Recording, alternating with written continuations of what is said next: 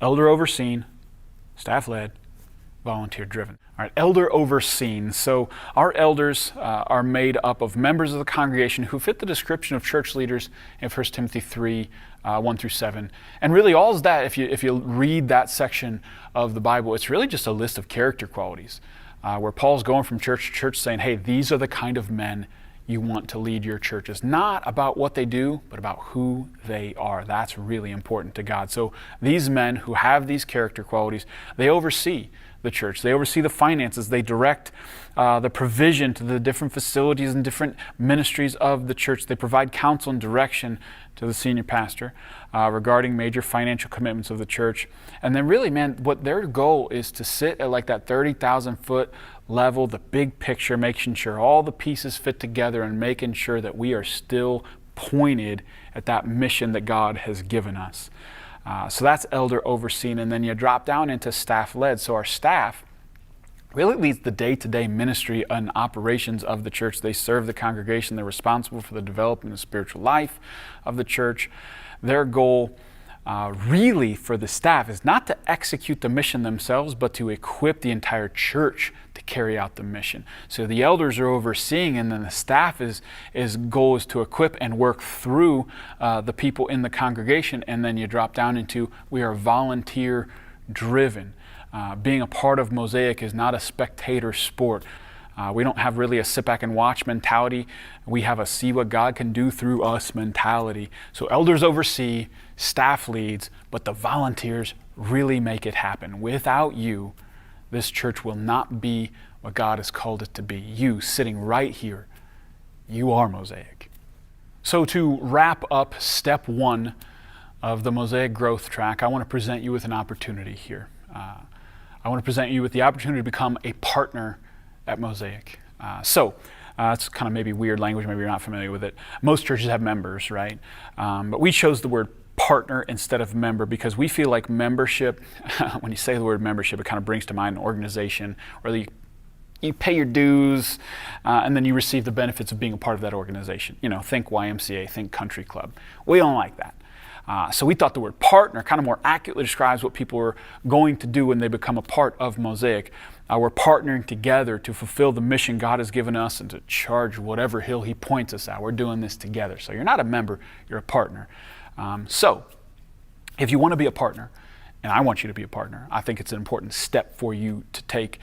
There is a level of commitment that you'll make to do that. There's some partnership promises that you would make, and I just kind of want to go over them. They're in your notes. So we believe that making a commitment to a church is a big deal, not something to be taken lightly or discarded easily. So if you feel called to be a partner here at Mosaic, here's what it means. Number 1, I will attend regularly, both on Sunday morning and small groups, knowing my presence makes the church better. So by becoming a partner, you're saying, hey, I'm gonna show up. I'm gonna be there. That's a huge part of this.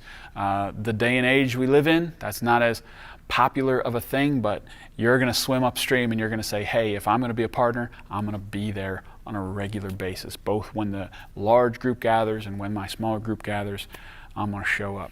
Number 2, I will serve the church using the talents and gifts God gave me to make a difference in the lives of others and pursue the mission Jesus gave us. So you're not going to sit on the sidelines. If you say, you know what, we're going to be partners, that means you're going to jump in and you're going to serve somewhere. You're going to allow God to work through the gifts and talents He's given you to make the church better. That's a part of this commitment. Number 3, I will be faithfully and radically generous, giving to God through Mosaic to further God's mission and build His kingdom. So if you're going to sign up to be a partner here, one of the things that goes along with that is your financial support of this church.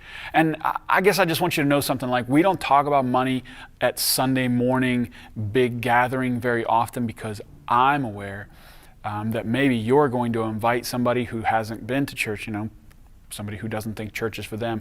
And I don't want to hit him in the face with, hey, in order for us to actually do what we're supposed to do, you need to give money, because that'll turn people off real quick. But you're different.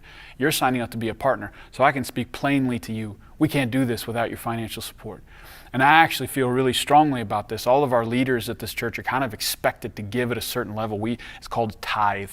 10% of your income goes back to God. Our leadership is committed to that. We are going to be that kind of generous. And I want to challenge you in the same way. Man, I can't even begin to imagine what God could do through a church that decides, you know what, we're going to give at that level. We're going to be sacrificially and radically generous and just see what God does through it. I really want to challenge you in that, because being a part of a church means you're gonna invest in it and what God does. And I think in that you get to reap the spiritual benefits of what God does through that.